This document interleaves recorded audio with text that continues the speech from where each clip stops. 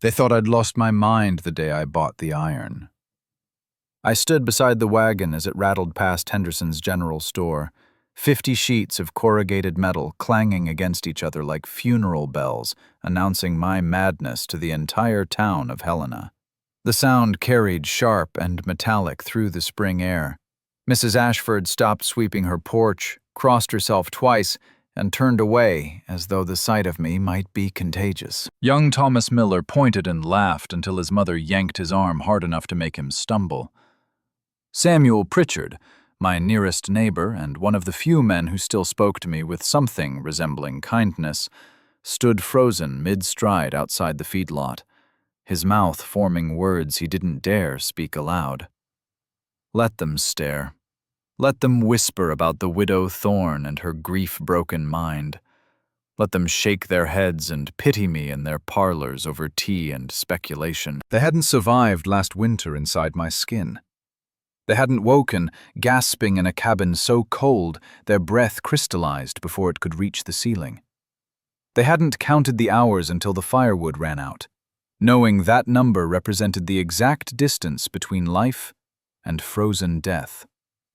I kept my eyes forward as the wagon driver, a man named Horace who'd taken my money without comment, guided the horses toward the rutted road leading out of town. The iron sheets caught the afternoon light and threw it back in hard, unforgiving angles. Dark metal scarred from years of use at the Helena Mining Company, thick enough to withstand Montana weather, heavy enough that loading them had required 4 men and most of the morning. $45. Nearly everything I had left after 18 months of widowhood. Ash trotted alongside the wagon, his gray coat dusty from the 6-hour ride into town. He was 5 years old, a retriever with intelligent eyes and a loyalty that had kept me breathing through the worst of it. When he looked up at me, tongue lolling, I saw no judgment in his expression. Only the simple faith that wherever I was going, he would follow. The weight of what I'd done settled across my shoulders as we left Helena behind. $45 for scrap metal that most people would use to patch a barn roof or shore up a mining shed. $45 for iron that would, if I succeeded, keep me alive through next winter. And if I failed, well, the town already had their verdict prepared. Poor Willa Thorne. Never recovered after Nathaniel died. Living alone too long will do that to a woman. But they didn't know what I knew. They hadn't seen what I'd seen in Nathaniel's notebook, hadn't traced the careful calculations he'd made in the margins of his engineering drawings. They hadn't read his final entry, written 2 days before the mine shaft collapsed and took him and 6 other men into the earth forever. I pressed my hand against the leather satchel at my side, feeling the rectangular shape of the notebook inside. His handwriting covered every page, tight, precise, the script of a man who understood that details mattered, that small miscalculations could mean the difference between shelter and exposure, between warmth and death. Nathaniel had been preparing for this. Maybe not consciously, maybe not with the specific knowledge that he would die young and leave me alone in a land that showed no mercy to the unprepared. But he'd been thinking about survival, about innovation, about the ways heat could be trapped and preserved even when the world outside turned savage. The curved shell will save her, he'd written. Air doesn't conduct, air holds. I met Nathaniel Thorne in the spring of 1871. Back when I was still Willa Brennan, and the world felt larger than it does now. He'd come to my father's hardware store in Pittsburgh looking for specialty tools, the kind used in precision metalwork, not common farming. My father, always eager to talk shop with a man who appreciated quality craftsmanship, had spent an hour discussing the merits of different steel grades and forge temperatures. I'd been 24 years old enough that my mother had started making pointed comments about cousins my age who'd already married and started families. But I'd never had patience for the young men who came courting with their fumbling compliments and their assumptions that a woman's mind was decorative rather than functional. Nathaniel didn't look at me that way. When my father mentioned that I kept the store's inventory records and handled the accounts, Nathaniel turned to me with genuine interest in his brown eyes.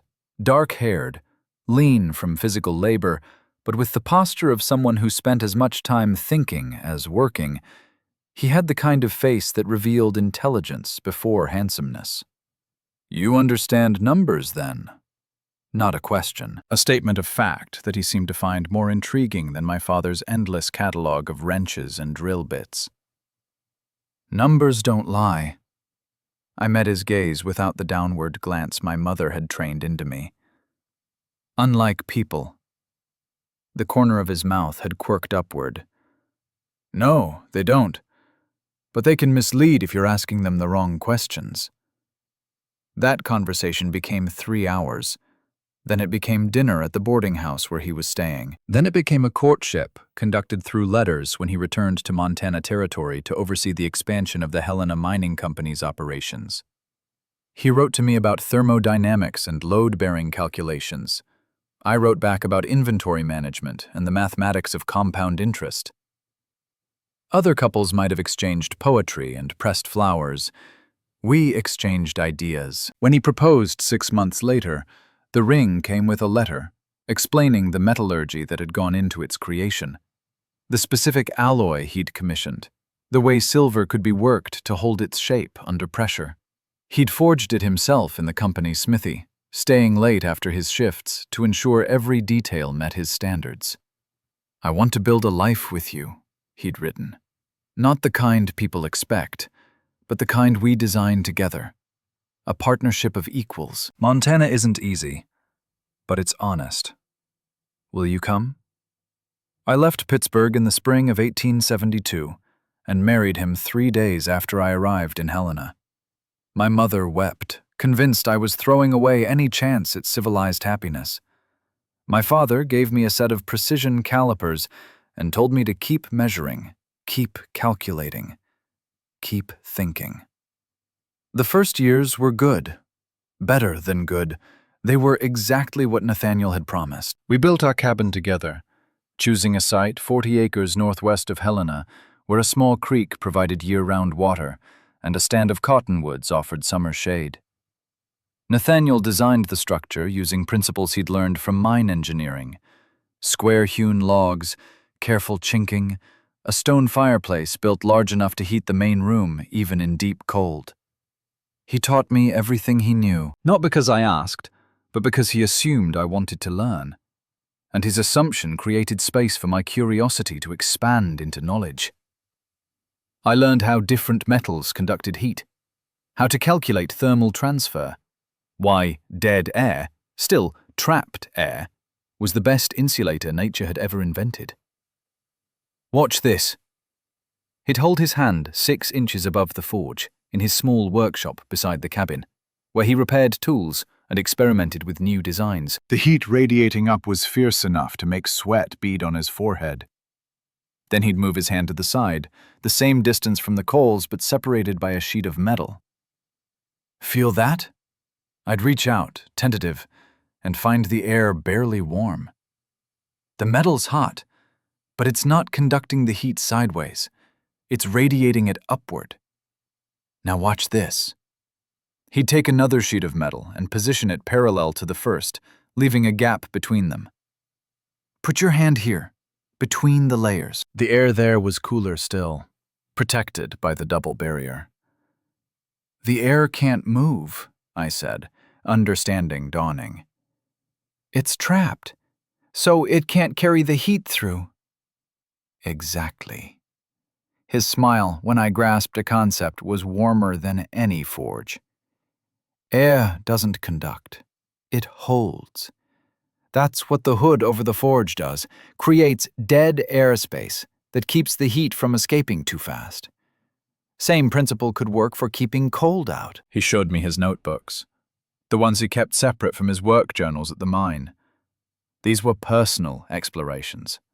Ideas that fascinated him beyond their practical application. Sketches of improved cabin designs, calculations about thermal envelopes. Drawings of curved structures that would shed snow and wind more efficiently than standard rectangular buildings. On our 10th anniversary, he brought home a wriggling puppy with grey fur and oversized paws. For us, he'd set the puppy down, and it had immediately stumbled over to sniff my boots. "I know we can't." He'd stopped, the words catching. "I know children aren't possible for us. But maybe this." The doctor and Helena had confirmed it 2 years into our marriage. Some women simply couldn't conceive, he'd said, with the detached sympathy of someone delivering news he'd delivered 100 times before. Nothing to be done, nothing to change. Nathaniel had held me that night while I cried. Not with platitudes about God's will or reassurances that it didn't matter, but with the solid presence of someone who grieved alongside me. Later, he'd started sketching more elaborate cabin designs, annotating them with notes about legacy and permanence and structures that would outlast their builders. "We'll leave something behind," he'd said quietly one evening, his pencil moving across the page in confident strokes. "Not children, maybe, but knowledge, innovation, something that makes survival a little less brutal for whoever comes after." The puppy became Ash, named for the residue of the forge fires that Nathaniel tended. He grew into a loyal, intelligent dog who seemed to understand the rhythms of our life, when to stay close, when to give space, when to press his warm body against a leg in silent comfort. July 14th, 1879. The date carved itself into my bones like an epitaph. Nathaniel left for his shift at the Helena Mining Company at dawn, same as always. He kissed my forehead, scratched Ash behind the ears, and promised he'd be home by supper. I'd been baking bread, the cabin already warm from the oven, and I'd waved from the doorway as he rode off through the summer morning. By 11 o'clock, the main shaft had collapsed. By noon, 7 men were dead, crushed under tons of rock and timber that fell faster than screaming. Samuel Pritchard rode out to tell me. He'd been in town when the news spread, and he came directly, rather than let me hear it from strangers. I saw his face as he approached, saw the way he couldn't meet my eyes, and I knew before he dismounted. "Willa," his voice cracked on my name. "There was an accident at the mine." The world didn't stop. That's what people say in moments like these, that time freezes, that everything goes silent. But it didn't. The bread kept baking. Ash kept panting in the shade. The wind kept moving through the cottonwoods with the same indifferent rustle it had carried all morning. "Is he alive?" 3 words, simple words, words that would determine every moment of my remaining life. Samuel shook his head. I don't remember much about the rest of that day, fragments mostly. The burned smell of bread forgotten in the oven. The sound of my own breathing, too loud in the suddenly enormous cabin. Ash pressing against my legs, whining low in his throat. Sam's awkward attempts at comfort, his offers to fetch someone, or do something, or help somehow. All of them inadequate against the impossible fact of Nathaniel's absence. They wouldn't let me see the body. Too dangerous to recover, they said. The shaft was unstable. They'd seal it, create a tomb for the 7 men who'd died there. I should be grateful, they said, that the company was offering a modest payment to the widows, $50 each, as though a man's life could be calculated and compensated like a broken tool. I took the money, because refusing it would have been stupid, and grief didn't make me stupid. It made me hollow. The first month passed in a fog. People brought food I didn't eat. Women from town offered condolences I didn't hear. Samuel checked on me weekly, his concern genuine but helpless in the face of loss that had no solution. I went through Nathaniel's things slowly, touching each object as though it might contain some residue of him. His tools, carefully maintained. His work clothes, still smelling of coal dust and metal. His notebooks, filled with calculations and ideas and the evidence of a mind that had always been reaching toward understanding. Then winter came. Montana winter doesn't announce itself with gentle warnings. It arrives like an invading army, and if you're not prepared, you die. Simple as that. November was cold, but manageable. I burned firewood at a steady rate, kept the cabin temperature just above uncomfortable, told myself I'd be fine. The logs Nathaniel had cut the previous spring were stacked neatly beside the cabin, enough for a normal winter. December proved there was nothing normal about the winter of 1879. The temperature dropped and kept dropping. 20 degrees, then 15, then 10. Wind came howling down from the mountains, finding every crack in the chinking, every gap around the windows. I stuffed rags into the worst spots, but the cold came through the solid wood itself, radiating inward like the cabin walls were made of ice instead of timber. I started burning firewood faster, 2 logs at a time instead of 1, 3, 4. The pile shrank visibly day by day, and with each log I fed to the flames, panic tightened another notch in my chest. By January, I was burning furniture. It started with the extra chair, the one Nathaniel had made when we'd first arrived and thought we might have guests regularly. I broke it apart with the splitting maul, fed the pieces into the fireplace, and watched 7 years of his careful joinery turn to ash and heat that lasted maybe 6 hours. Then the small bookshelf. Then the crate I'd brought from Pittsburgh. Then the stool I'd used for reaching high shelves. The cold became everything. It wasn't just temperature. It was a presence, a malevolent force that crept through the walls and settled into my bones. I wore every piece of clothing I owned, layered until I could barely move, and still shivered so hard my teeth ached. I stopped sleeping through the night. Every 2 hours I had to wake and feed the fire, because letting it die meant dying myself. I'd doze for 90 minutes, jerk awake with my heart racing, stumble to the wood stack, and repeat. Over and over. Night after night. Ash stayed close, his body heat a small mercy. He'd curl against me, and I'd press my hands into his fur, stealing warmth from him while feeling guilty for taking what little heat he had. The worst night came in late January. I'd been fighting a cold, my body already weakened from too little sleep and too little food. I'd stopped cooking properly because cooking required heat I couldn't spare. I ate cold beans from cans, stale bread, anything that didn't require the oven. That night, the temperature outside dropped to what I later learned was 28 below zero. Wind screamed against the cabin walls, hard enough to make the whole structure shudder. Snow piled against the door, sealing me inside. I'd fallen asleep earlier than intended, exhausted beyond my ability to maintain the 2-hour schedule. When I woke, the fire was down to coals barely glowing in the darkness. The cold had settled so deep into the cabin that frost covered the inside walls. My breath came in shallow gasps, each one burning my lungs. I tried to stand. My legs wouldn't hold me. Panic gave me enough strength to crawl. I made it to the fireplace, to the wood stack that had dwindled to almost nothing. My hands shook so violently I could barely grip the logs. I tried to build the fire back up, but my fingers had gone numb, clumsy. The kindling wouldn't catch. The paper I tried to light just smoldered and died. I sat there, back against the stone fireplace, and understood I was going to die. Not dramatically, not suddenly, just slowly, degree by degree, until my body stopped fighting and let the cold win.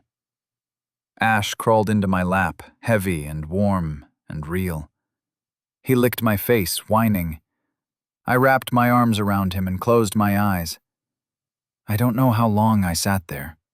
Long enough for the edges of my vision to darken, long enough for the shivering to slow, then stop, which I knew, even through the fog of hypothermia, was the beginning of the end. Then Ash bit me. Not hard enough to break skin, but sharp enough to jolt me back to something like consciousness. He barked loud in my ear and bit again, this time catching the collar of my coat and pulling. The pain brought clarity. Enough clarity to understand that giving up meant Ash would die too. He'd stay here with my body until starvation or cold took him, because that's what loyal dogs did. I couldn't let that happen. I forced myself to move, crawled back to the fire, focused on one task. Get paper. Light paper. Add kindling. Don't think about anything else. My hands fumbled through the motions. Once. Twice. On the third attempt, a spark caught. Paper flared. I added kindling with shaking hands, breathing life into the tiny flame until it spread. When the fire finally took hold, I sat in front of it for hours, feeding it carefully, letting warmth creep back into my body inch by painful inch. Ash stayed pressed against my side, and I kept one hand buried in his fur, anchoring myself to the fact of being alive. By morning, the storm had passed. The temperature rose to a merely brutal 10 degrees. I checked my wood supply and found enough for maybe 3 more days if I rationed carefully. I made it through that winter.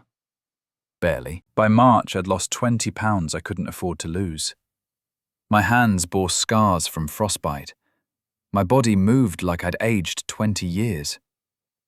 But I'd survived. And somewhere in those desperate months, I'd made a decision. Never again. Either I found a way to survive Montana winters, or I left. And I couldn't leave. This cabin, this land, it was the last place Nathaniel and I had built together. Leaving meant erasing him, and I wasn't ready for that. Might never be ready. So I needed a solution. I pulled out Nathaniel's notebooks in early March, when the worst of winter had loosened its grip enough for me to think clearly again. I'd looked through them before, of course, but only with the aimless grief of someone touching belongings to remember the person who'd owned them. This time, I looked with purpose. The first notebook contained work calculations, stress loads for mine shafts, ventilation requirements, safety margins. The second held sketches of various tools and improvements to existing equipment. The third notebook was different. Personal Explorations, he'd titled it on the inside cover. Ideas worth developing someday. I turned the pages slowly, seeing his mind at work. A more efficient wood stove design, a root cellar with improved insulation, a greenhouse concept for extending the growing season. And then, 3/4 through, cabin thermal improvement. The sketch showed a structure I didn't immediately recognize. A curved shell over a rectangular base, like half a cylinder laid on its side. Annotations covered the margins. 4-foot air gap. Dead air equals best insulation. Thermal envelope concept. Corrugated metal for strength plus weather resistance. Beneath the drawing, he'd written, based on Quonset hut design used at military installations. Curved metal shell over existing structure creates air buffer. Air can't move equals can't conduct heat away. Cold hits metal, but gap prevents transfer to interior walls. Should reduce heating requirements by 60 to 70%. My hands stilled on the page. This was it. This was the solution I needed. I kept reading. He'd done the calculations, the amount of metal required, the support structure needed, the optimal gap distance, the placement of ventilation to allow air circulation without creating drafts. He'd even estimated the cost. Approximately $50 for salvaged corrugated metal from mining operations or railroad stock. I turned to the final page of the section and stopped breathing. The entry was dated July 12th, 2 days before he died. Showed design to Samuel Pritchard today. He thinks I'm crazy. Says iron will freeze worse than wood. Tried to explain that it's not about the iron, it's about the air gap. He doesn't see it. Most people won't. They think in straight lines. Metal equals cold. But physics doesn't work that way. Willa understands it, though. Showed her the principles last month. She grasped it faster than I did. She sees layers. She understands that what protects you isn't always what touches you directly. If anything happens to me, she'll know what to do with this. I trust that. For Willa, you'll finish what we started. I know you will.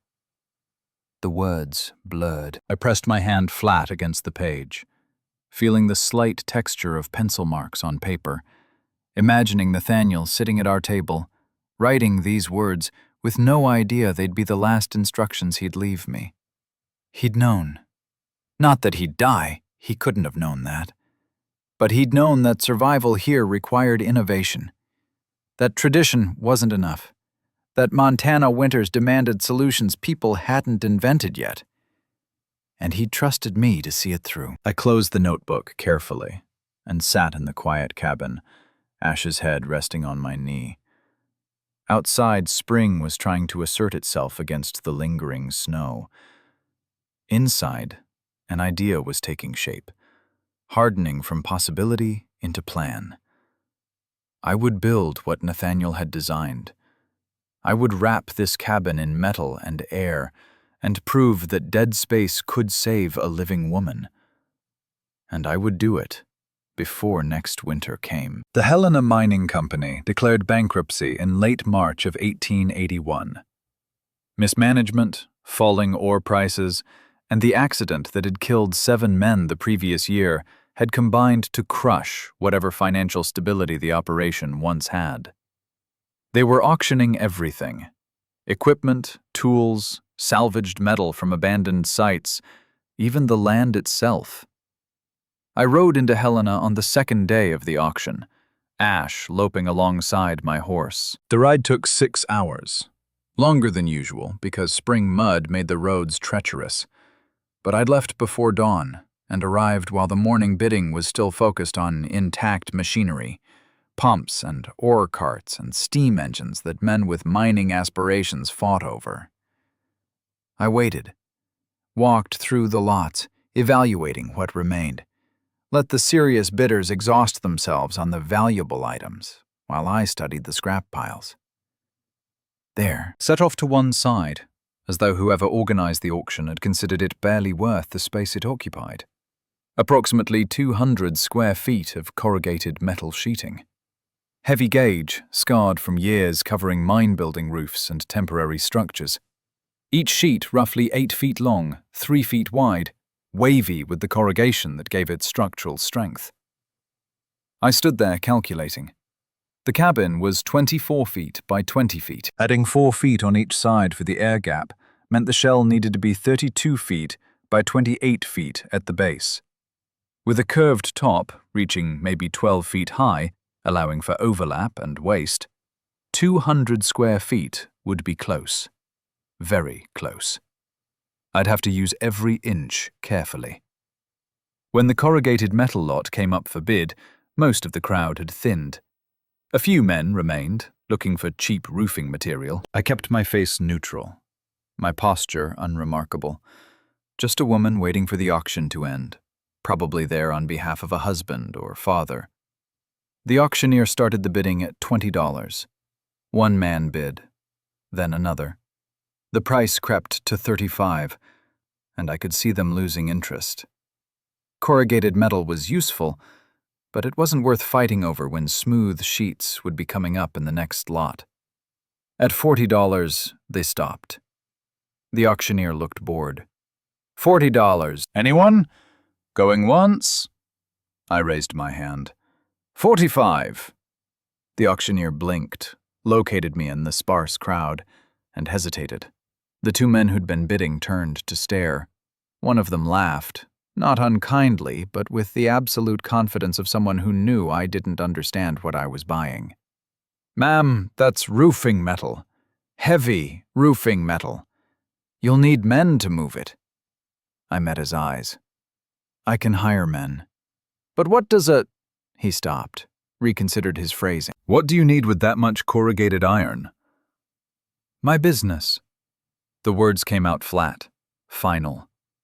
The auctioneer, clearly uncomfortable with whatever dynamic was developing, hurried through the closing. $45. Going once? Going twice? Sold to the lady in the back. I paid in cash, counting out the bills slowly, while men watched and whispered. $45. More than half of what I had left after 18 months of carefully managed widowhood. Enough money to buy a winter's worth of food, or repairs to the cabin, or 100 other practical necessities. Instead, I'd bought metal that everyone assumed I couldn't use. You'll need a wagon to haul that, the auctioneer said, his tone suggesting this might not have occurred to me. I'll hire one. I signed the bill of sale, took my copy, and walked directly to the freight office, where I'd seen wagons for hire earlier. By the time I returned to the auction lot with a driver named Horace and his heavy-duty wagon, word had spread. Small crowds formed to watch as 4 men loaded the metal sheets, the sound of iron on iron ringing across the yard like a declaration. Samuel Pritchard found me as the last sheet was being secured. Willa, he approached carefully, hat in hand, the posture of someone bearing unwelcome news. What are you doing? Buying materials. I checked the ropes holding the load, tested their tension. For what? When I didn't answer immediately, he stepped closer, lowering his voice. People are talking. They're saying you've... He stopped, searching for diplomatic words. They're concerned. People have opinions. I moved to the front of the wagon, where Horace waited. Opinions don't keep me warm in January. Samuel followed. Willa, please, talk to me. What are you planning with this metal? I could have walked away, could have told him it wasn't his concern. But Samuel had been Nathaniel's friend. He'd ridden out to tell me about the accident when he could have let someone else deliver that particular hell. He'd checked on me through the winter, bringing firewood when mine ran low, asking nothing in return. I pulled the notebook from my satchel and opened it to Nathaniel's sketch. I'm building this. Samuel stared at the drawing. His brow furrowed as he tried to make sense of the curved lines, the annotations, the calculations crowding the margins. What is it? A thermal envelope, corrugated metal shell over the existing cabin, 4-foot air gap all around. The air can't move, so it can't conduct heat. The metal takes the brunt of the wind and cold. The trapped air insulates. The cabin stays warm. That's... He stopped, looked at me, then back at the drawing. Willa, iron conducts cold. This will make things worse. No. I kept my voice steady, patient. Iron conducts, but air doesn't. The iron isn't touching the cabin. There's 4 feet of dead air between them. The physics are sound. This is theory. He said it gently, but the doubt was clear. You're risking everything on theory. I'm risking everything on Nathaniel's engineering. I closed the notebook. He designed this. He did the calculations. And he was right about everything else he ever built. Samuel's face softened with something that looked like pity. He's gone, Willa. And I know, God, I know that's impossibly hard. But spending your last money on mine's scrap because of something he sketched in a notebook, this isn't sensible. The words I could have said piled up behind my teeth. That sensible had nearly killed me last winter. That tradition and common wisdom and doing what everyone expected meant freezing to death in a cabin that looked perfectly adequate from the outside. That I'd already died once between November and March. And what came back wasn't interested in being sensible. Instead, I opened the notebook again and pointed to the calculations. Read these. Samuel squinted at Nathaniel's handwriting. Numbers, formulas, thermal transfer equations. His expression shifted from skepticism to confusion to something that might have been reluctant respect. He really worked all this out. Every detail. Materials, measurements, structural requirements, ventilation. I turned to the final page. And he knew you'd think it was crazy. He wrote about your conversation. But he also wrote that I'd understand, that I'd see what he was trying to show me. Samuel read the final entry, his jaw tightening. When he finished, he looked at me with eyes that had lost their certainty. He trusted you to do this. He did. I met his gaze without flinching. And I'm going to, with or without anyone's approval. Silence stretched between us while the wagon creaked under its load and men finished their business around the auction yard. Ash sat at my feet, patient, waiting for whatever came next. Finally, Samuel exhaled. It won't work. Maybe. You'll freeze worse than last year.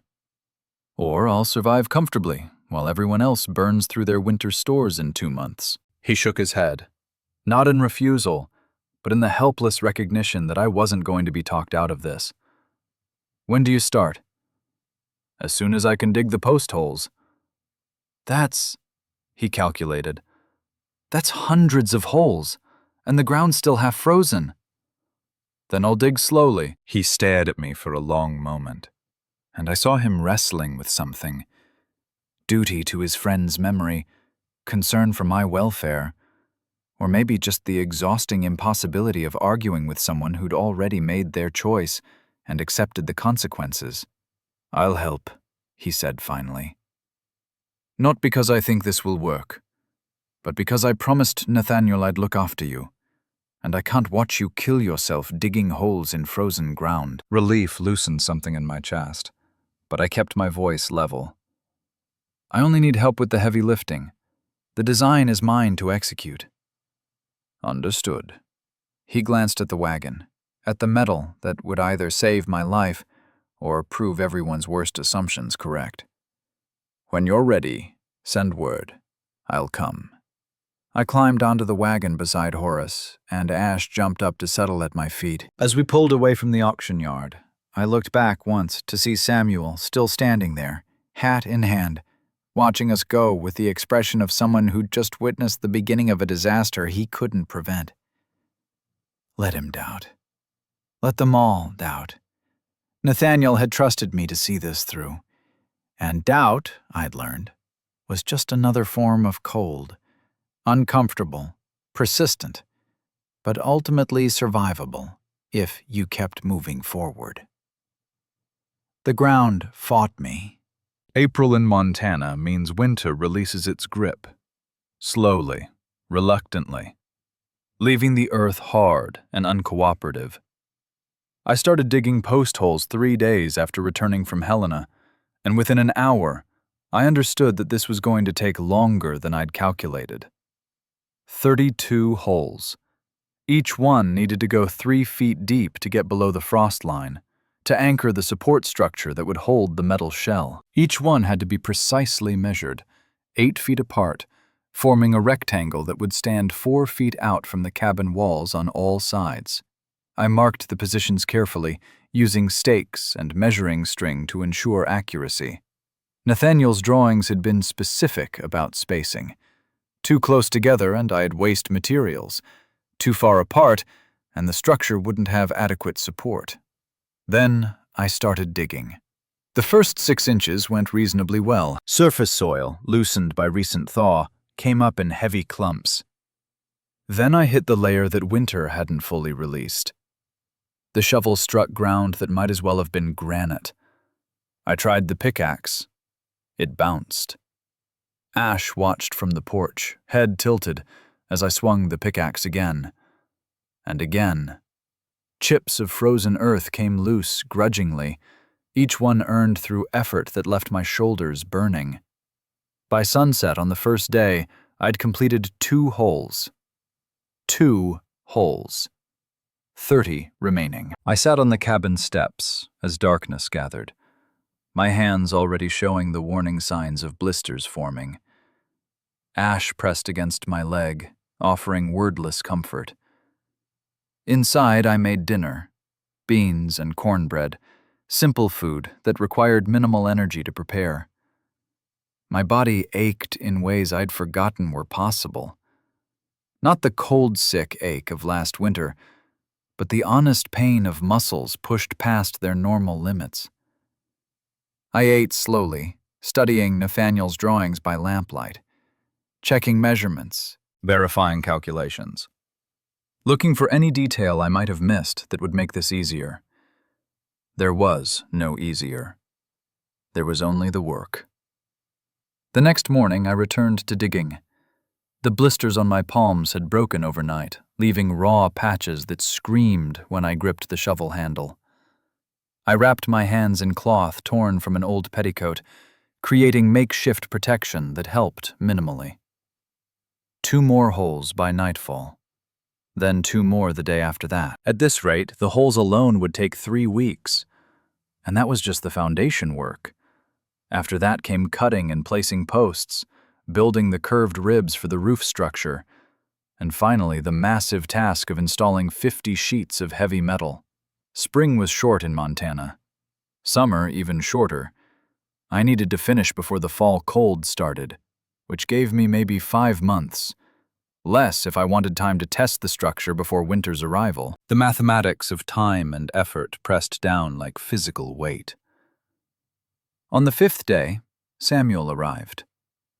I heard his horse before I saw him, looked up from the 7th hole, 3 feet deep, walls scraped clean, ready for a post, to find him dismounting with the careful movements of someone who'd risen before dawn to get here.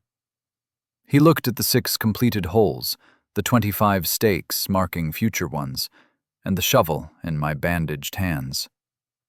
"You're doing this alone?" Not a question. An observation delivered in the flat tone of someone confirming something they'd hoped wasn't true. "I am." I drove the shovel into the dirt pile beside the current hole. Samuel walked the perimeter I'd marked, studying the layout. Willa, this is weeks of work. Maybe months." "I have months." "You have a farm to run, animals to tend, food to grow." He stopped in front of me. "And you're already hurt." I looked at my hands, at the cloth wrapping that was stained with blood and dirt. "It's just blisters." "Today. Tomorrow it's infection. Or you collapse from exhaustion. Or—" He stopped, reset his tone. "I said I'd help. That offer stands." Pride wanted me to refuse. Pride wanted to prove I could do this entirely alone, that I needed nothing from anyone. But pride was a luxury I couldn't afford. Winter wouldn't care about my independence. It would only care whether the structure was finished. 2 days a week. I kept my voice steady. Wednesday and Saturday mornings. "I'll pay you—" "No." The word was sharp. "I'm not taking money to help keep you alive." "Then I'm in your debt." "Fine." He picked up the spare shovel, leaning against the cabin wall. "Show me where the next hole goes." We worked in silence, mostly. Samuel dug while I measured and marked. When he hit frozen layers, I brought the pickaxe. When I needed to rest my screaming hands, he kept going. By sunset, we'd completed 5 more holes. 5 in 1 day, a pace that would have taken me 2.5 days alone. As he prepared to leave, he paused beside his horse. "Wednesday morning, I'll be here at dawn." "Thank you." He nodded, swung into the saddle, and rode off without looking back. That became our rhythm. 2 mornings a week, Samuel arrived and worked until midday, never asking for payment, never commenting on the scope of what I was attempting. On the other days, I dug alone, my hands developing calluses over the blisters, my body adapting to the sustained effort. By the end of April, All 32 holes were complete, gaping mouths in the earth, perfectly aligned, waiting for posts that would support the curved ribs that would hold the metal that would, if I was right, if Nathaniel's calculations were sound, if physics worked the way we thought it did, keep me alive through the next winter. I stood in the center of the rectangle on the first day of May, Ash beside me, and looked at what I'd accomplished. Just holes in the ground. Nothing impressive to anyone who might ride past. But to me, they were proof. Not that the structure would work, that remained to be seen, but proof that I could do this. That grief hadn't broken me so completely that I couldn't lift a shovel, couldn't swing a pickaxe, couldn't measure twice and dig once with the precision Nathaniel had taught me. The wood came next. Posts needed to be cut, stripped, treated. Ribs needed to be shaped. 18 curved pieces that would arc over the cabin like the framework of some massive rib cage. And I needed to do it before the window closed, before summer heat gave way to fall chill, and the first storms of another winter came looking for weaknesses in my resolve. I went back into the cabin, pulled out Nathaniel's notebook, and turned to the next page of instructions. The window was shrinking, but the path was clear. And I'd already survived the worst winter Montana could throw at me. Everything else was just work. Posts were easier than ribs. Hosts were straightforward. Cut timber to length, strip bark, sink them into the holes I'd dug, pour in a simple concrete mix of lime and gravel, and let them set. By mid-May, all 32 stood upright, creating a skeletal rectangle around my cabin, like the bones of something not yet born. The ribs were different. The ribs required bending wood into curves without breaking it, and wood didn't want to bend. I built the steam box first, following the technique Nathaniel had sketched in the margins of his notebook. A wooden chamber, 6 feet long, sealed tight except for one end where I could slide wood in and out. At the other end, a metal reservoir that I'd fill with water and heat over an open fire. Steam would travel through the chamber, penetrating the wood fibers, making them temporarily pliable. The theory was sound. The execution fought me at every stage. My first rib was cut from straight willow, the most flexible wood I could find near the creek. I loaded it into the steam box, built a fire underneath the reservoir, and waited. Nathaniel's notes said 6 to 8 hours of steady steam for wood this thick.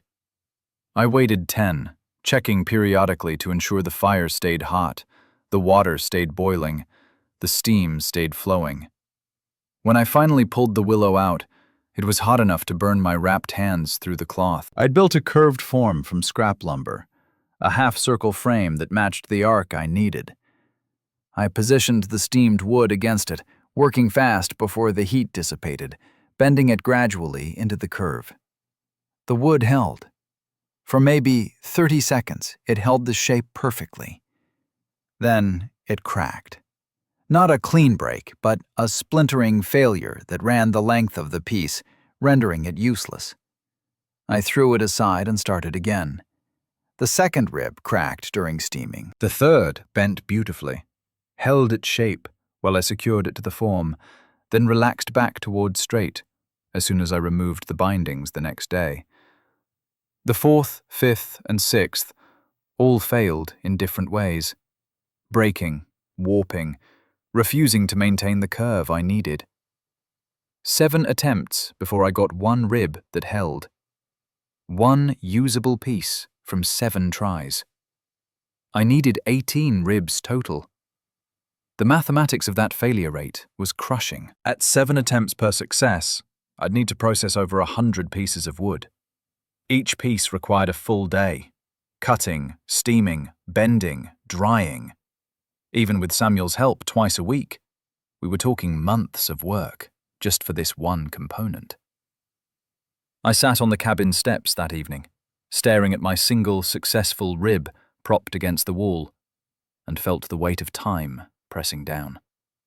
Summer was already a quarter gone. Fall would come whether I was ready or not. Ass nudged my hand with his nose, patient as always. I scratched behind his ears and made myself think. The problem wasn't the technique. The problem was my material choice and my execution. Willow was flexible but inconsistent. I needed something with more predictable grain. And I was rushing the cooling process, trying to move to the next step before the wood had truly set in its new shape. I adjusted. Found ash wood growing in a sheltered grove, straighter grain, more reliable structure. Extended the drying time to 48 hours, even though waiting felt like wasting time. Refined my steam setup to maintain more consistent heat. The 8th attempt succeeded. Then the 9th failed.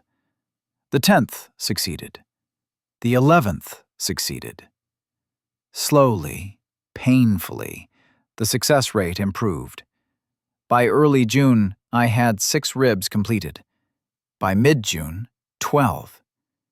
Each one represented 2 days of focused work, plus the underlying experience of all the failures that came before. Sam helped when he could, but the precision work was mine. He could maintain the fire, fetch water, prepare wood for the next round, but the actual bending, the feel of when wood was ready to curve and when it would break, that knowledge lived in my hands now, earned through repetition and failure. My body changed with the work. The softness that had defined me during my years as Nathaniel's wife, when my hardest labor was managing household accounts and cooking meals, had burned away. My arms showed muscle definition I'd never had. My hands, despite the wrapping, had developed calluses thick enough that the shovel handle no longer drew blood. I'd lost more weight, but it was different than the wasting of last winter. This was the lean strength of someone whose survival depended on physical capability. The 17th rib came out perfect. I'd started allowing myself to believe I might actually finish, when the 18th one split during cooling, forcing me to start the process again. By late June, I had all 18 ribs complete. They leaned against the cabin wall like giant bones, each one 8 feet long, curved in a graceful arc that would, if everything worked, create the dome over my home. Installing them required Samuel's help. Each rib weighed enough that lifting it into position alone was impossible. We worked early mornings when the air was cool, before the summer heat made physical labor dangerous. Samuel climbed a ladder on one side while I climbed on the other. Together we'd lift a rib, position it atop the posts, and secure it with bolts I'd ordered from the Helena hardware store. The curve created a half-cylinder shape when viewed from the end, exactly like the military Quonset huts Nathaniel had referenced. We'd completed 16 ribs when the accident happened. The morning started normally. Samuel arrived just after dawn. We ate a quick breakfast of cornbread and coffee, and began work on the 17th rib. This one was slightly heavier than the others. I'd used denser wood, and the cure had made it rigid as iron. I was on the east ladder, Samuel on the west.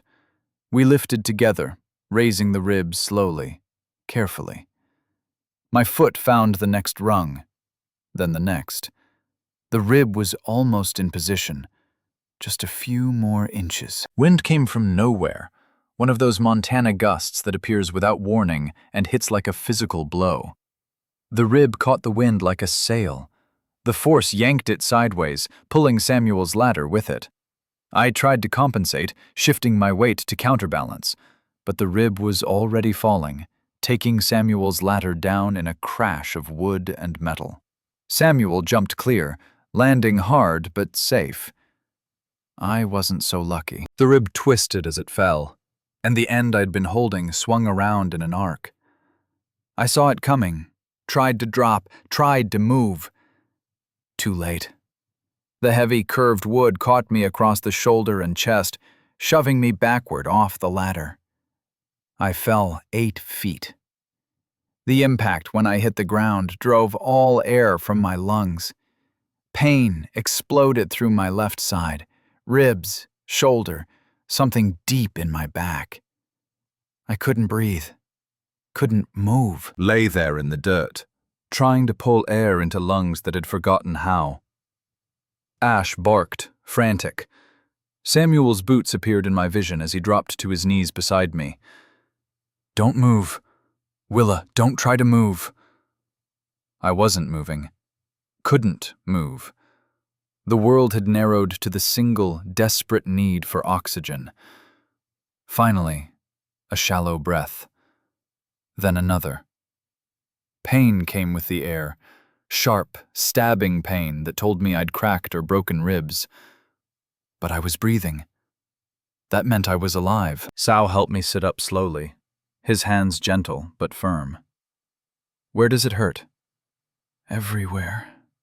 The word came out as a whisper.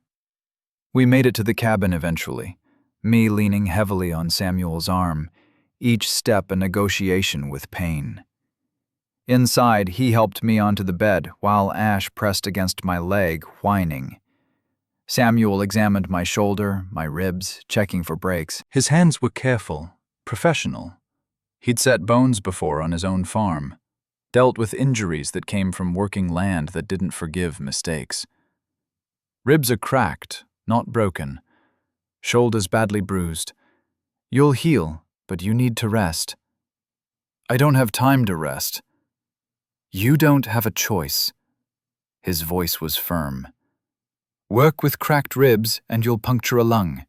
Then you'll really lose time." He was right. I knew he was right. But lying there, while summer days passed, while the window for completion shrank, it felt like giving up. Samuel stayed until evening, bringing water, checking on me periodically, feeding Ash. Before he left, he stood by the bed with an expression I couldn't quite read. "Nathaniel showed me this design 2 years ago. Did you know that?" I managed to shake my head slightly. "We were at the mine, taking lunch break. He pulled out his notebook and showed me the sketch. Said it would solve winter heating problems, reduce firewood needs by half or more." I laughed. His jaw tightened. Told him iron would make things worse, that it was a fool's idea. The room was quiet, except for Ash's breathing and the faint creak of the cabin settling. He never mentioned it again. I figured he'd realized I was right, that the idea was impractical. Samuel looked at his hands. But he didn't abandon it. He just stopped talking to me about it. And now you're here, building what he designed. And I keep thinking, what if he was right? What if I was too stupid to see it? "You weren't stupid. You were practical." Practical. He said the word like it tasted bitter. Practical means doing what's always been done because it's safe. Nathaniel wanted to innovate. You're proving he was worth listening to. After he left, I lay in the growing darkness and thought about doubt. How it lived in everyone, even the people trying to help. Sam would assist with heavy lifting, would show up when he said he would. But he didn't truly believe. He helped because of obligation to Nathaniel's memory, not faith in Nathaniel's vision. That was fine. I didn't need his faith. I just needed his muscle. The first night after the accident, pain kept me awake. The second night was worse. Every position hurt. Every breath reminded me of damaged ribs. By the third day, I'd developed a low fever. Not dangerously high, but enough to make my skin feel tight and my thoughts fuzzy. Mary Caldwell arrived on the fourth day. I heard her horse, heard her footsteps on the porch, heard the knock that was half question, half announcement. Ash barked once, then settled when he recognized her voice. "Willa? It's Mary. May I come in?" I managed to get upright, moving with the careful slowness of someone whose body had become unreliable. "It's open." She entered, carrying a basket covered with cloth. Mid-30s, practical in a way that came from raising children and managing a household with limited resources. Her husband, William, worked a claim north of here, and they had 3 children, 2 boys and a girl whose name I couldn't immediately recall. Her eyes went from me to the bed I'd obviously just vacated, to the ribs and posts visible through the window, to my wrapped hands and the way I held my left arm against my body. "Samuel told us you were hurt." "It's not serious." "You're standing like you've been kicked by a horse, and you've lost so much weight I barely recognized you from a distance." She set the basket on the table. "This is serious, Willa." The basket contained bread, preserves, and what smelled like chicken soup. Food I hadn't had the energy to make for myself, suddenly available without asking. Mary poured soup into a bowl and handed it to me, with the air of someone who wouldn't accept refusal. I ate, because arguing would have taken more strength than I had. "What you're building out there?" She gestured toward the window. "People in town are talking." "Let them talk." "They're saying you've lost your mind, that grief has broken you, that you're wasting money on materials you can't use and labor you can't afford." I finished the soup, feeling warmth spread through my chest in a way that had nothing to do with temperature. "And what do you say?" Mary was quiet for a moment, looking at me with an expression I couldn't quite decipher. "I say, I've never seen you more focused. I say that whatever you're building, you believe in it completely. I say..." She paused, choosing words carefully. "I say I'm worried you'll die out here trying to prove something to people who won't believe it anyway." "I'm not trying to prove anything to them." "Then what are you trying to prove?" The question hung in the air between us. What was I trying to prove? That Nathaniel had been right? That I was capable of finishing what he'd started? That I deserved to survive? "I'm trying to live through next winter." The words came out simple, honest. That's all. Last winter nearly killed me. I won't survive another one like it.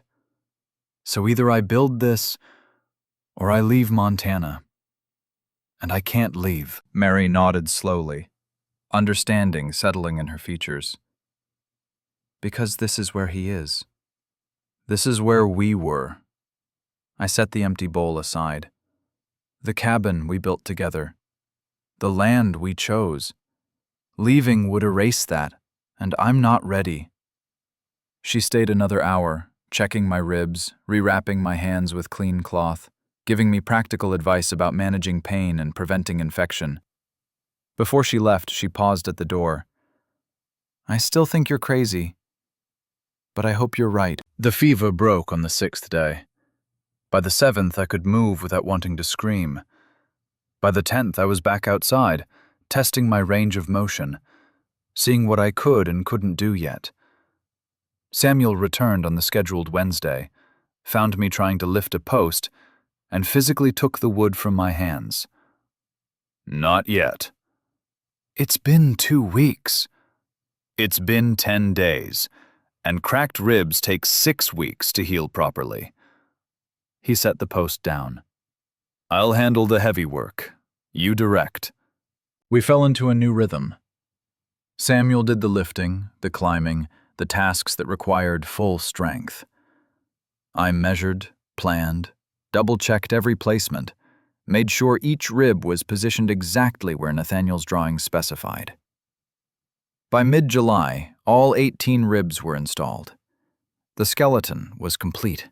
Posts rising from the ground, ribs curving overhead, cross braces connecting everything into a unified structure. It looked alien and purposeful, like the rib cage of some massive creature that had died and been repurposed. That evening, alone again after Samuel had gone, I walked the perimeter slowly. Ash followed, his tail wagging with the simple contentment of a dog whose person was vertical and moving. I ran my hand along the posts, the ribs, feeling the solidity of what I'd built so far. This was the framework. Now came the skin. Inside the cabin, I lit the lamp and pulled out Nathaniel's notebook. I'd read these pages dozens of times, but tonight I needed to see them again, needed the reassurance that his vision had been complete. I turned pages carefully, reviewing calculations I'd already memorized. Then I reached the section on the metal installation, and a page corner caught on my finger, stuck to the page beneath it, sealed by what looked like a water stain. I'd never noticed it before. Had assumed the notebook ended with Nathaniel's notes about Samuel's skepticism and his faith in my ability to finish the project. I worked the pages apart, slowly, carefully, afraid of tearing the paper. They separated, finally, revealing writing I'd never seen. The date at the top stopped my breath. July 12th, 1879. 2 days before the accident. Finished the complete design today. Every calculation checked and double-checked. The numbers are solid. Corrugated metal shell over curved ribs. 4-foot air gap maintained around entire structure. Thermal envelope perfect. Materials cost approximately $50 if I can source salvaged metal. Willa saw the sketches yesterday while I was working. She didn't just understand. She improved on my ventilation design. Pointed out that I needed air circulation to prevent moisture buildup in the gap. She calculated the optimal vent size and placement faster than I would have. Sometimes I think she sees physics more clearly than I do. She thinks in layers, in systems, in the way things connect and interact. If something happens to me before I can build this, she'll finish it. I trust that absolutely. She's stronger than people know. Stronger than she knows, maybe. This isn't just about a better cabin. It's about leaving something behind when you can't leave children. It's about proving that knowledge matters more than luck, that innovation beats tradition, that two people working together can create something that outlasts them both. For Willa, I know you'll read this someday. I know you'll be exactly where you need to be when you find it. You'll finish what we started. Not because you have to, but because you'll see the solution as clearly as I do. Trust the physics. Trust the design. And trust yourself. You've always been better at this than you believed. The words blurred. I pressed the notebook against my chest and let the tears come. Not the harsh, choking sobs of fresh grief, but the quieter crying of someone who'd found an unexpected gift in the wreckage of loss. Nathaniel had known. Not that he'd die. He couldn't have predicted that. But he'd known that the project was bigger than his own hands could complete. He'd known I'd be the one to finish it. He'd trusted me with his vision, his calculations, his faith that innovation could defeat Montana winter. And he'd believed I was better at this than I thought I was. I sat there until the lamp burned low, rereading the entry, absorbing the weight of his confidence. Then I carefully closed the notebook, set it aside, and looked at Ash. We're going to finish it. My voice was steady. Not because I have to prove anything. Because he trusted me to see it through. Ash's tail thumped against the floor. Agreement or encouragement or simple canine optimism. Either way, it was enough. The metal came next. 50 sheets, each one 8 feet long, 3 feet wide.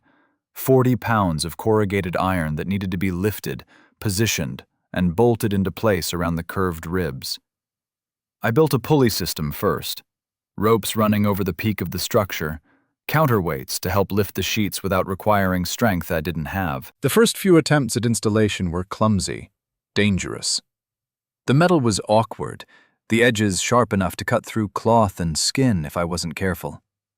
Samuel helped with the lifting, but the actual positioning and bolting was precision work I had to do myself. Each sheet had to overlap the previous one by exactly 6 inches. Each bolt had to go through both metal and wood, securing the shell to the underlying ribs without creating gaps that would let wind through. We started with the lower sections, working our way around the cabin in a spiral pattern. The first week of installation, we completed 8 sheets. The second week, 10. By the third week, we'd developed enough rhythm to manage 12. The work was brutal. Summer heat turned the metal into something that could burn skin on contact. We worked early mornings and late evenings, avoiding the midday sun that made the iron too hot to touch even through gloves. My ribs had healed enough that I could climb the ladder without wanting to vomit from pain. But the repetitive motion of lifting, positioning, and bolting tested every muscle in my body. Each evening, I'd collapse into bed so exhausted that sleep came instantly, dreamlessly.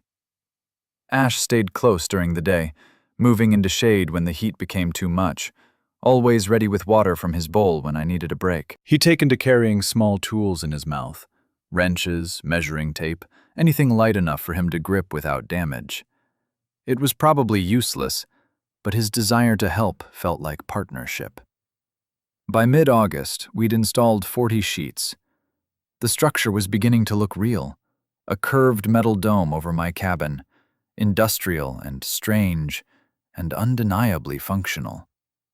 People who rode past on the main road stopped to stare, and word spread through the territory faster than I could have anticipated. The curious came first. Neighbors I barely knew. People from Helena who'd heard about the widow building the iron cabin. They'd stand at a respectful distance, looking at the curved shell, asking polite questions I'd answer while Samuel worked overhead. The skeptics came next.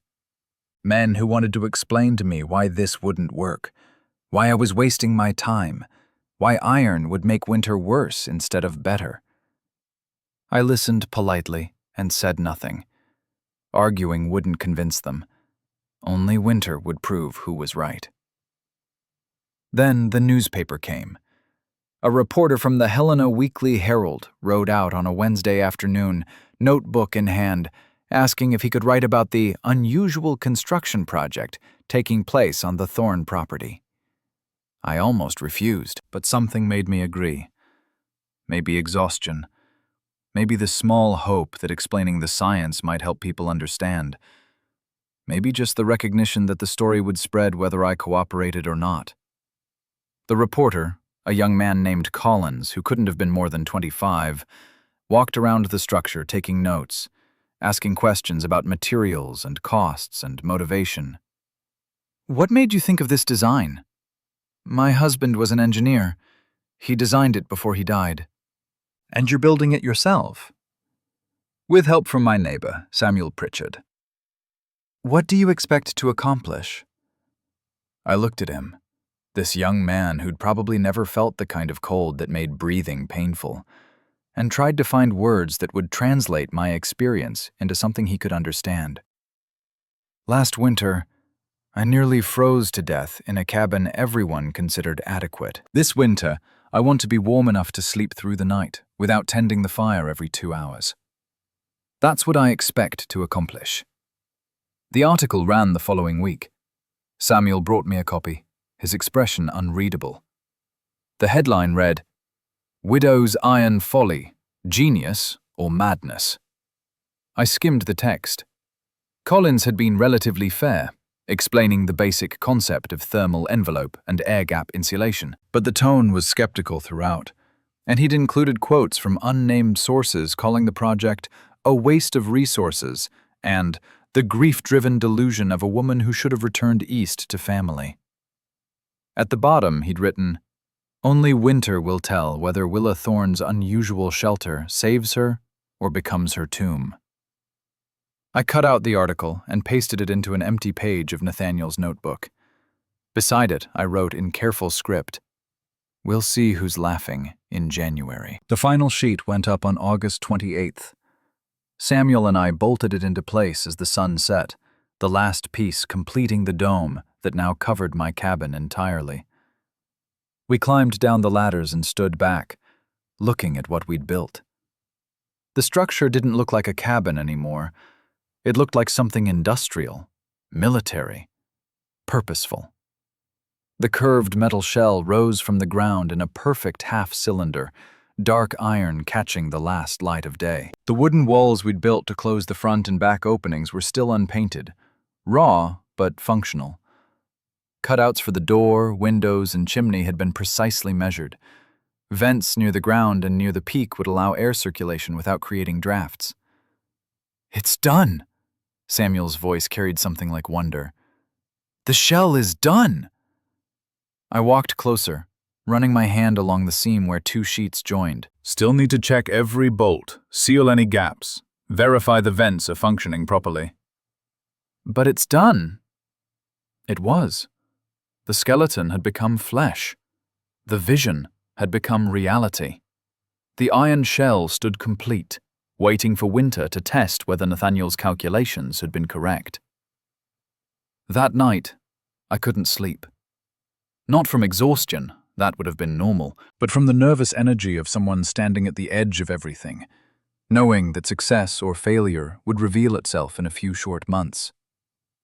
I lit a lamp and went outside. The air had the crisp edge that meant summer was dying, fall approaching. In another 6 weeks, the first snow would come. In 3 months, real cold would arrive. I crawled into the air gap through one of the access panels I'd left unsealed. Inside, the space was exactly 4 feet wide, running all the way around the cabin. The iron curved overhead, close enough to touch, creating a tunnel-like space that felt both confined and protective. I sat there in the stillness, lamp casting shadows against the metal and wood. This was it. This was the concept Nathaniel had designed. 4 feet of trapped air that couldn't move, couldn't conduct heat away. The iron would take the wind, the snow, the brutal cold. The air gap would slow thermal transfer. The cabin walls would stay warmer. In theory. I pressed my hand against the cabin wall, the original logs Nathaniel and I had chosen and placed together, still warm from the day's heat. Then I pressed my other hand against the iron shell, already cooling in the evening air. The temperature difference was noticeable. Not dramatic yet, since it was still August, but present, measurable. The physics were sound. I knew they were sound. But knowing and experiencing were different things, and Winter wouldn't care about theory. I crawled out, sealed the access panel, and went back inside the cabin. Everything looked the same. Same table, same bed, same stone fireplace.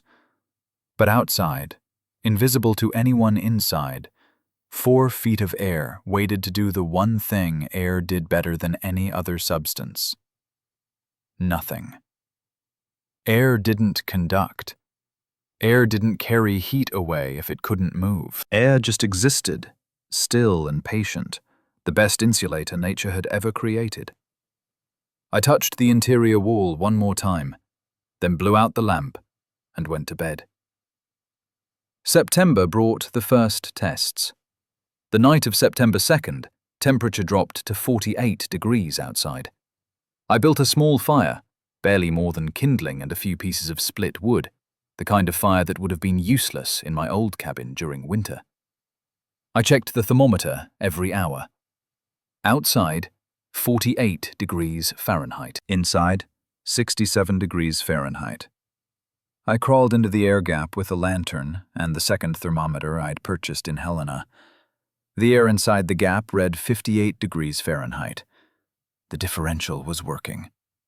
The gap was 10 degrees warmer than outside. The cabin interior another 9 degrees warmer than the gap. I sat cross-legged in the gap, doing the mathematics. If this held true at lower temperatures, if the relationship scaled linearly, no, probably not linearly, there would be complications, variables I couldn't predict. But even if the effect diminished as temperatures dropped, even if it only held half as well in January as it did in September, it would be enough. I stayed there until the lamp oil ran low, watching the flame, feeling the still air around me, understanding for the first time with absolute certainty that I was going to survive. Not just survive, I was going to be comfortable. The next morning, I started a log. Date, outside temperature, inside temperature, air gap temperature, fire size, duration. Every data point recorded in Nathaniel's notebook, building evidence that would either confirm or refute his calculations. By mid-September, the pattern was clear. On nights when the temperature dropped to 40 degrees, The cabin held steady at 65, with a modest fire. On nights when it only dropped to 50, the cabin stayed at 68, without any fire at all. The structure was performing better than I dared to hope. Samuel came by on a Saturday in late September, ostensibly to check on the installation, but really, I suspected, to see if I'd frozen yet. The skepticism hadn't left his eyes, but it had shifted from certainty to doubt. "How's it working?" I showed him the log. Dates, temperatures, differentials, numbers that told a story his experience couldn't argue with. He read silently, his finger tracing down the columns. When he finished, he looked up with an expression I'd never seen on him before. Something like awe mixed with uncomfortable realization. "This is working." "It is. But it's not winter yet. Real winter, 20 below, 30 below." "I know." I took the notebook back. "But the physics don't change. The colder it gets outside, the more valuable the buffer becomes. The iron takes the worst of it. The air gap prevents transfer. The cabin stays protected." He shook his head slowly.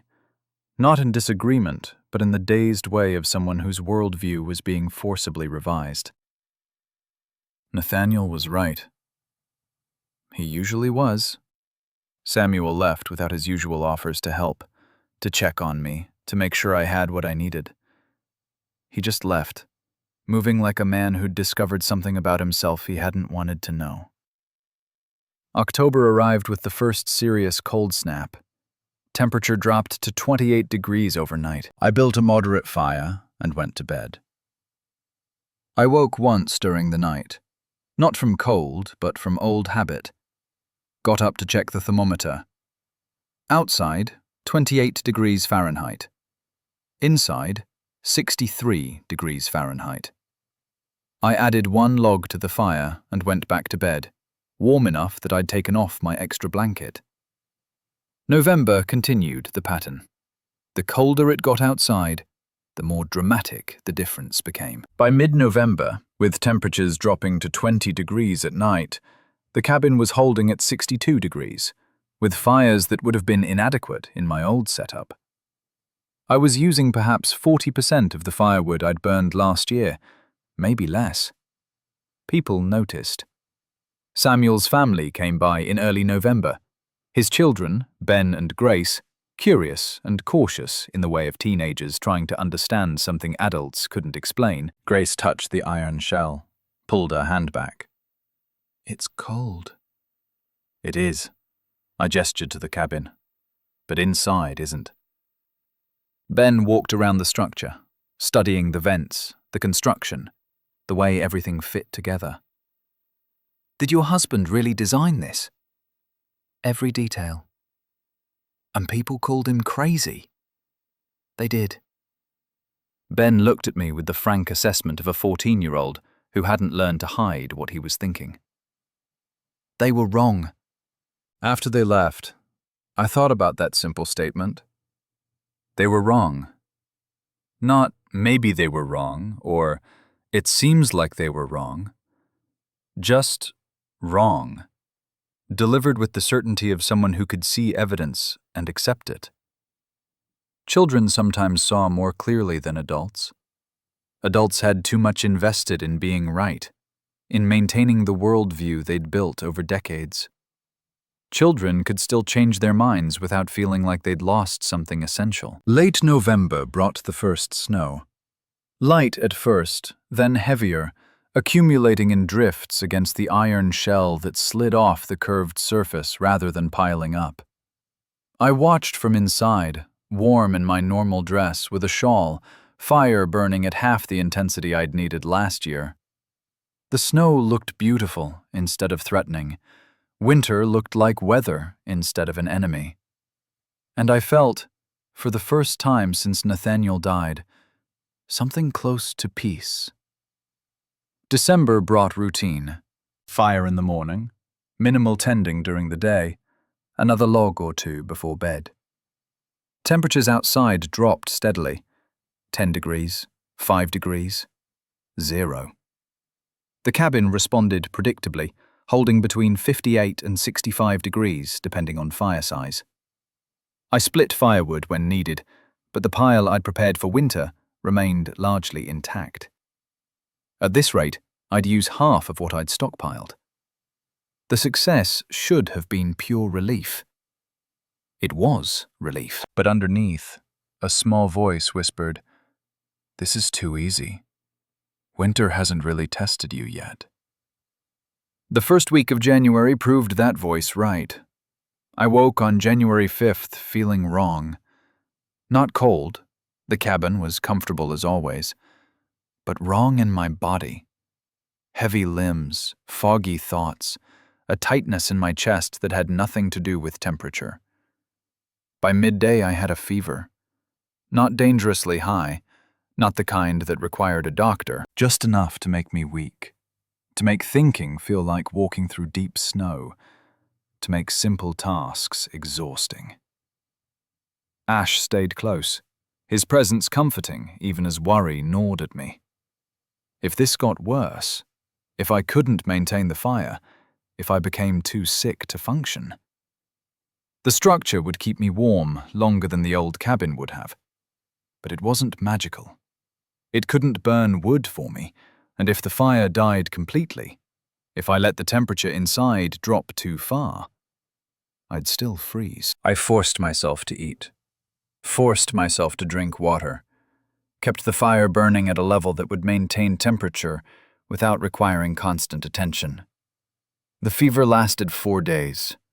4 days of sleeping more than I should, of waking disoriented, of Ash bringing his water bowl closer when I couldn't muster the energy to walk to the kitchen. On the 4th day, the fever broke. I woke clear-headed for the first time, weak but present.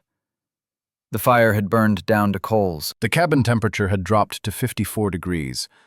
Cold by recent standards, but nothing like the deadly cold of last year.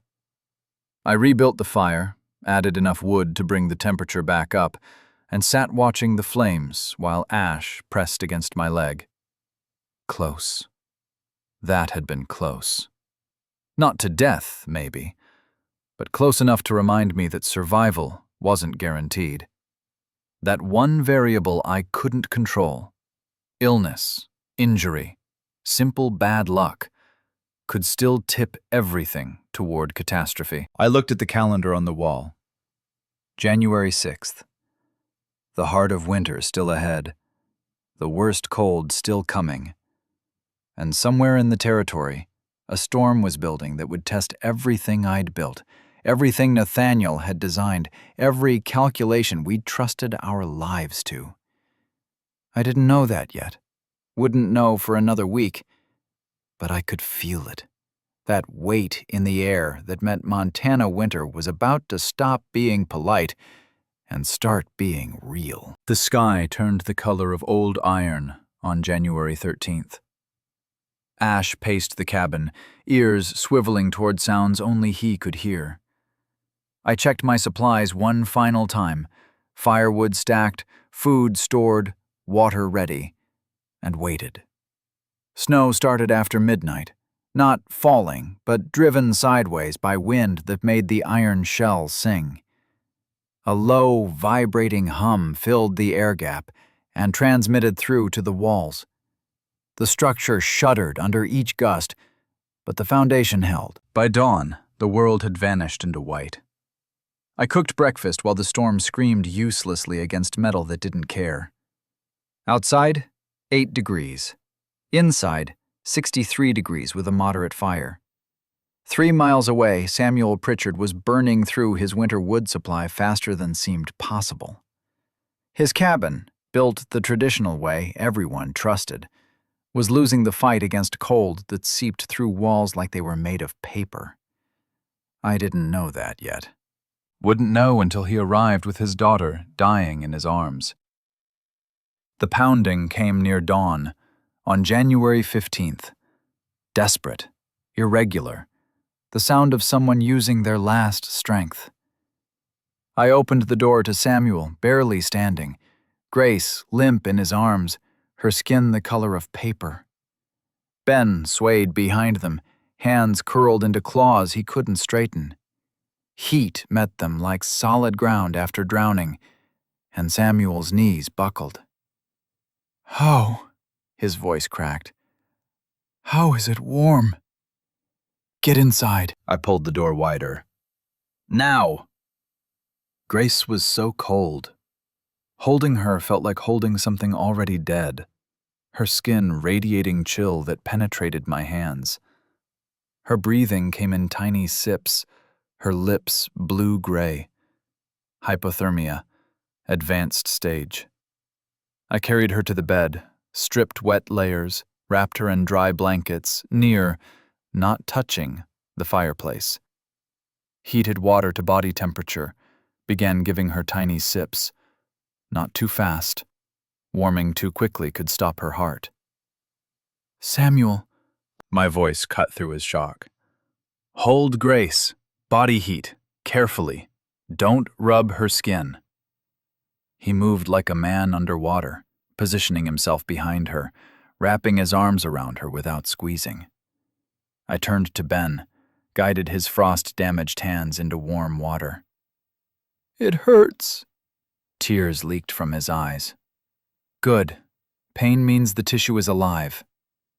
For an hour, I moved between Grace and Ben, checking temperatures, monitoring breathing, making small adjustments. Added one log to raise the room temperature 2 degrees. Changed Grace's position to ensure even warming. Brought Ben hot broth. Ash stayed close to Grace, his warm body pressed against the blankets. Grace's breathing deepened first. The blue tint faded from her lips, replaced by pale pink.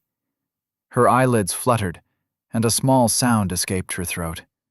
Samuel made a noise that was half sob, half laugh. She's coming back."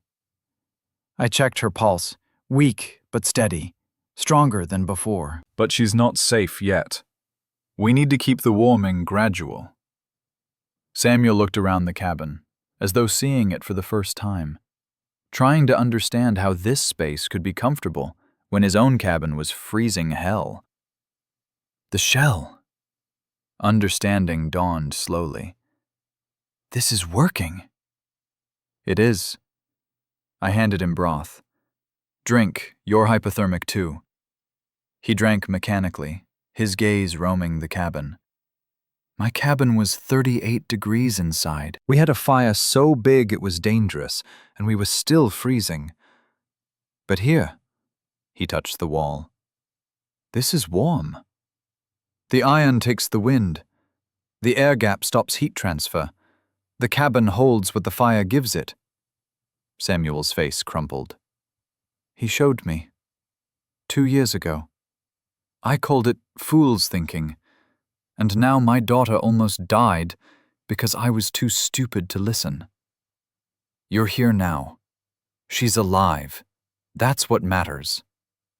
Grace stirred, her eyes opening slowly. "Papa, where are we?" Samuel pulled her closer, shoulders shaking. Somewhere safe. Somewhere I should have believed in from the start. They stayed through the night. Samuel and the children slept on the floor near the fire. I kept watch, monitoring the fire, checking Grace every hour. The storm continued. Through the window, snow driven sideways by wind hitting 50 miles per hour. The iron shell took the assault without complaint, the curved surface shedding accumulation. Inside, 64 degrees. I burned 4 logs through the night, a fraction of what Samuel had been burning in his desperate attempt to keep his family alive. Morning brought the storm's peak. Temperature outside, 26 below zero, the lowest I'd ever seen. Inside, 62 degrees. 88 degrees between outside and inside. The air gap had narrowed to 36 degrees, still protecting, still working exactly as Nathaniel had calculated. I started breakfast. The normality of cooking felt surreal against the killing cold outside. Samuel woke, checked on Grace and Ben, then joined me. How cold is it? 26 below. He absorbed that, looked at the moderate fire, looked at me standing comfortably. And in here? 62. That's impossible. That's physics. I handed him eggs and bread. Movement outside caught my eye. William Caldwell emerged from the white, his wife Mary behind him, both moving with mechanical persistence past exhaustion. William carried their daughter Emma, and even from a distance I could see the child wasn't moving. I opened the door. Heat billowed out and William's legs buckled. "Please," one word, choked with desperation. "Inside." I took Emma, further gone than Grace had been, skin blue-white, body limp, pulse so weak I had to check twice. Critical hypothermia. Minutes from death. I moved on instinct, stripping wet clothes, wrapping her in warmed blankets, beginning the slow warming process. Mary collapsed beside her daughter, making wounded sounds that weren't words. William stood swaying, his face a frozen mask, cracking as warmth hit it. Blood welled from splits in his cheeks. "How far did you walk?" 2 miles, maybe more. 2 miles, carrying a child through a blizzard at 26 below. He should have been dead. "Sit by the fire." "Don't touch it. You'll burn yourself and not feel it." Samuel helped William down while I worked on Emma. Warmed water, checked breathing. So shallow, the blankets barely moved. Forced her body back from shutdown's edge. Time stopped meaning anything except intervals between checks. Emma's pulse grew marginally stronger. Her breathing deepened slightly. Color returned to her lips in increments so small they might have been imagination. Then her eyes opened. Mary made a sound that was pure relief, transformed into noise. Mama? Oh, God. Oh, thank God. The cabin now held 7 people, plus Ash. Samuel and his children, William and Mary and Emma, and me. The warmth held. Temperature rose to 66 degrees with all the body heat. Outside, the storm continued. Inside, people who'd been minutes from death were recovering because iron and air had done what Nathaniel promised. William sat by the fire, his face slowly regaining sensation. "Your cabin is warm." "It is." "Ours was 25 degrees inside. We burned everything. Nothing worked." His voice carried trauma. Emma stopped shivering around midnight. I knew what that meant. So I picked her up and walked. "You saved her life by coming here." The day crawled forward. I cooked, stretching supplies to feed 7. Ash moved among them, offering comfort. By afternoon, both Grace and Emma were strong enough to sit up. Color returned. No permanent frostbite. 2 more people arrived near sunset.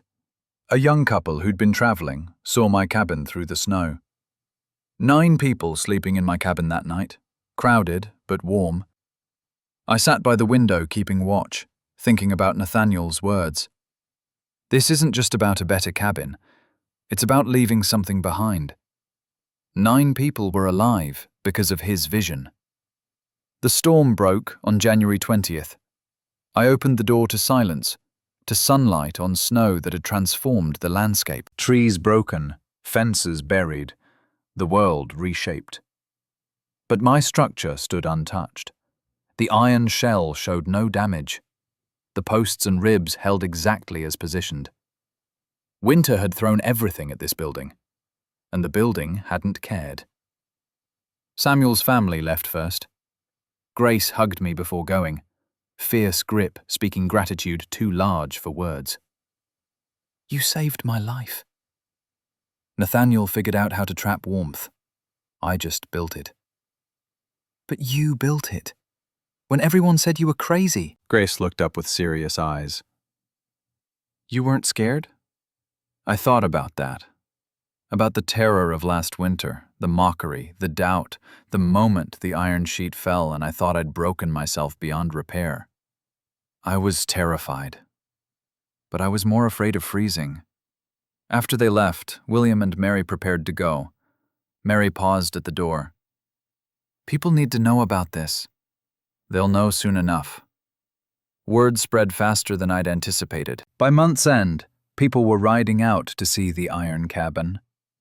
They walked around it in silent assessment, touching the metal, peering into the air gap. Some asked questions. How much did materials cost? Where did I source the iron? What were exact dimensions? I answered everything, showed Nathaniel's drawings, explained the physics. Some understood immediately. Others left skeptical. The Helena Weekly Herald sent Collins back. He stood in the cabin, thermometer in hand, verifying the temperature. 63 degrees. He sounded accusatory. Yes. And outside is 12, he wrote furiously. How many lives did you save during the blizzard? 9 people stayed here. Samuel Pritchard says his daughter would be dead without this shelter. He might be right. Do you feel vindicated? Everyone mocked you. The question irritated me, as though the point had been proving something instead of surviving. I don't feel vindicated. I feel warm. That's all I wanted. The fact that it helped others is good, but I didn't build this for glory. I built it because the alternative was dying. The article ran with a different tone. Iron cabin saves lives. Widow's innovation proves physics over tradition. I cut it out, pasted it beside the first article. The contrast stark. Mockery to praise in 6 months. Beneath both, I wrote, the physics didn't change, only the evidence. Spring came slowly. By March, I'd used less than half my firewood. My body had remained healthy. I'd slept through most nights. 4 families attempted to replicate the design that spring.